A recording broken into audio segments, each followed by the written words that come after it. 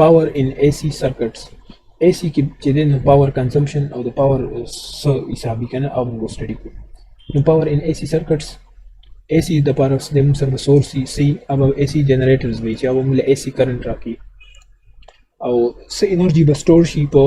capacitor کې in the form of electric field او څه انرژي به سٹور شي in the form of magnetic field in the inductor او څه انرژي به dissipate شي as thermal energy in resistor کې به انرژي dissipate شي. چې کله steady state operation یې مطلب دا چې average stored energy چې دا به constant وي almost constant کوم انرژي چې دا سٹور کیږي به هغه average به سي constant وي. چې کله steady state operation یې مطلب هغه transient phenomena والا state نه initially نه چې کوم system starting وي هغه time نه چې کله وګوره نو هغه نه پسې چې then net transfer of energy د generator نه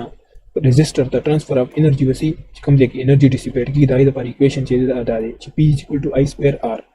P equal to IV والے relation دی هغه چې کوم دی V equal to I R put شنو I square R راغی د I د پر ما د RLC circuit کوم value والا current او باسل هغه پکې ما put کړه نو I capital I sin omega dt minus pi whole square او times R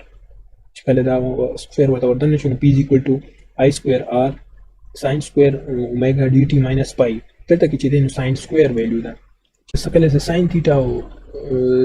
oscillation یې ګوره starting راغلی داسې او بیا نیگیټیو تم راغلی پوزټیو ته بیا واپس راغلی چې کله sin square والی نو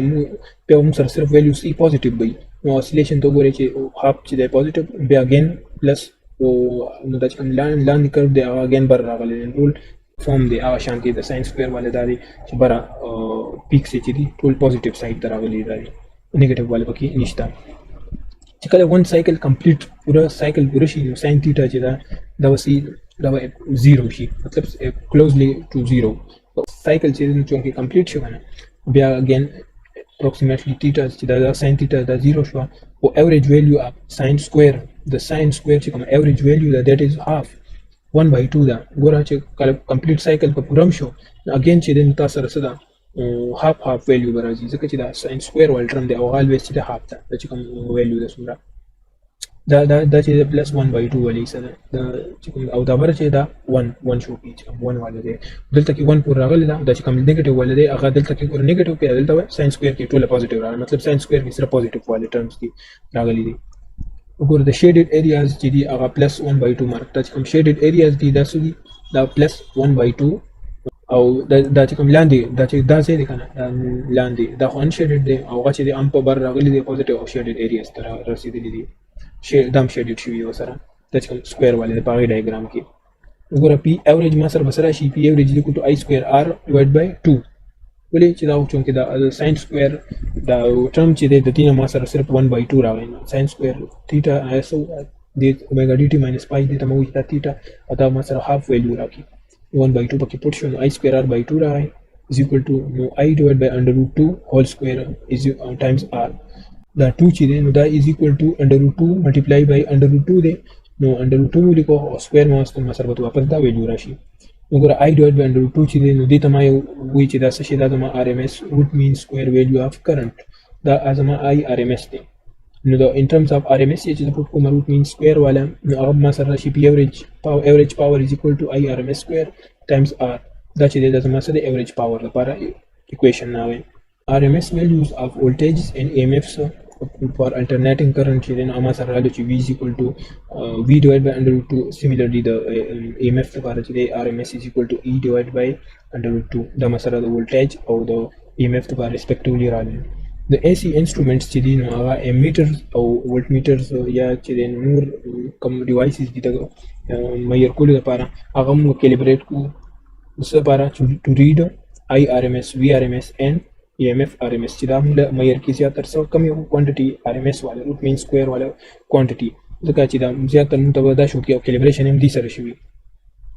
او دا چې دا فکس دي کنه د سرکټ کې کوم ویلیو دا د دې په مطابق چې نو د سرکټ ډیزاینینګ او ټول پراپرټیز دا پر دې ډیپند کی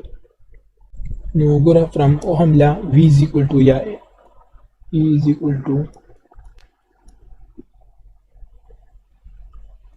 I او R نو R دلته کې زما سره Z دی امپیډنس I چې دا I RMS دی او E چې دا E RMS دی نو په ځای چې د RMS والے ویلیوز پټ شو I RMS divided by under root 2 is equal to E RMS divided by under root 2 times of ار او ار سره دا زموږ زی دی. نو ما سره راغلی دا انډر 2 ختم شو، نو سره رایي چې ای ام اف ماکسیمم ای ام اف ډیوایډ بای under root z value دا ده چې r square plus xl minus xc whole square دا value رااله او irms موږ ته پته چې دا equal دی د سو erms divided by z دا دی equal دی. نو average power ما سره رااله د erms divided by z او times of irms چې کوم value دا irms والا دا times of r resistance چې کوم دی هغه سره راوي. نو چې د کله ریارینج کوم ما سره average power is equal to erms times irms او r divided by z دا value ما سره د average power رااله in terms of rms values of emf and current او resistance او impedance اوکې شته. نو cos pi چې دا کوم power factor اوس موږ پاینټ کو، نو هغه د لپاره څه وکړم چې دا کوم پای ده هغه equal ده د vr divided by em voltage across resistor